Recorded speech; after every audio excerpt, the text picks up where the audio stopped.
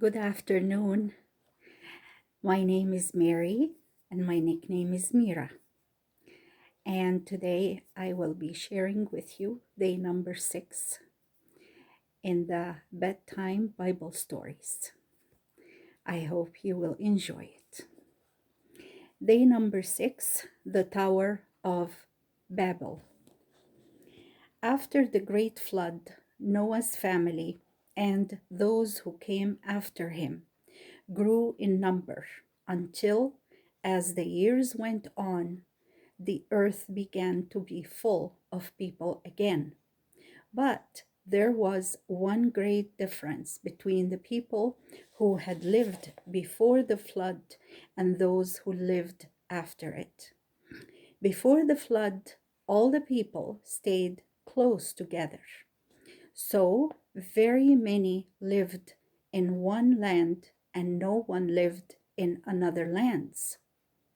As far as we know, all the people on the earth before the great flood lived in the lands where the Tigris and Euphrates flood. This part of the world was very full of people, but few or none crossed the mountains on the east or the desert on the west. And the great world beyond was without people. After the flood, families began to move from one place to another, seeking new homes. Some went one way and some another. This moving about was part of God's plan to have the whole earth used as the home of men, and not merely a small part of it. Then, too, a family who wished to serve God and do right could go away to another land if the people around them became evil. In a place by themselves, they could bring up their children the right way. From Mount Ararat, where the ark rested, many of the people moved southward into the country between the rivers Tigris and Euphrates. There they built houses for themselves and undertook to build a great city which would rule all the people around them. They found that the soil in that country could be made into bricks, and the bricks could be heated and made hard. So it was easy to build houses and walls around their city. And the people said to one another, "Let us build a great tower that will reach up to the sky, so we may be kept together and not scattered abroad on the earth." So they began to build their great tower out of bricks, one story above another.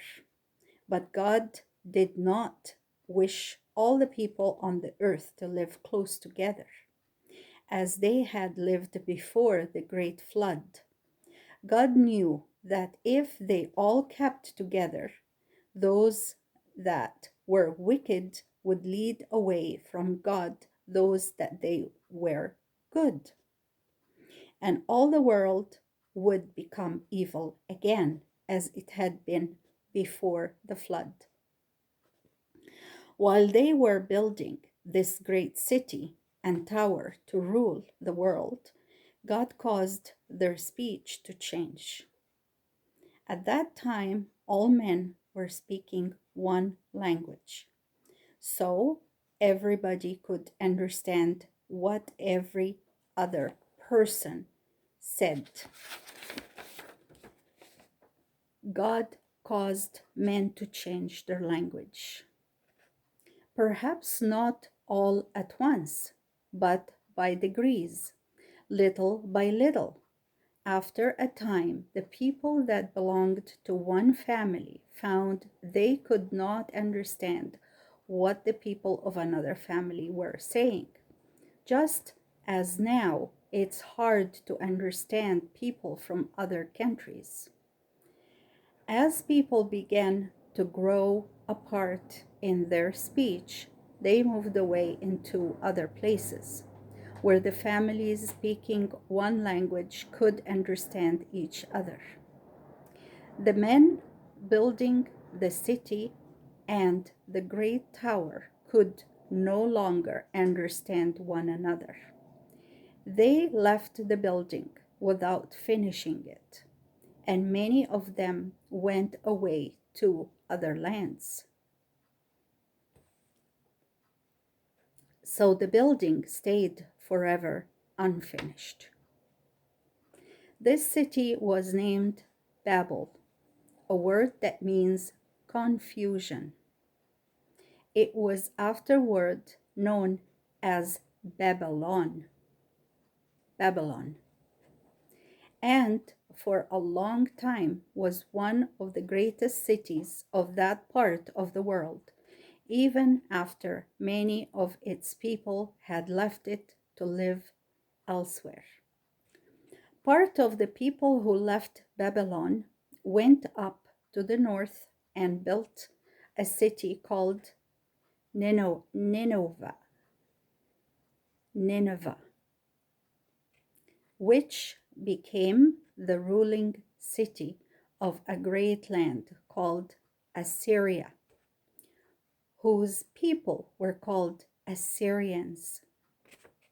Another company went to the west, settled by the great river Nile, and founded the land of Egypt.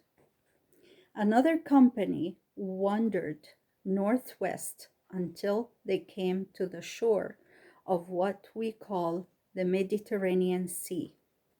There they founded the city of Sidon and Tyre.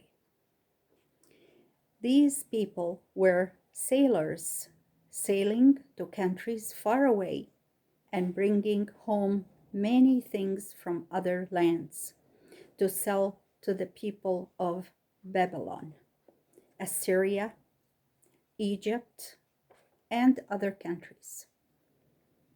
So, after the flood, the earth again became covered with people living in many lands and speaking many languages. And that was the word of the Bible and the word of the Lord. Now we have discussion questions. Number 1, what did people do after the flood? Number 2, what did the people want to build? Number 3, why didn't God want the people to live together? And number 4, what did he do to keep them in different places?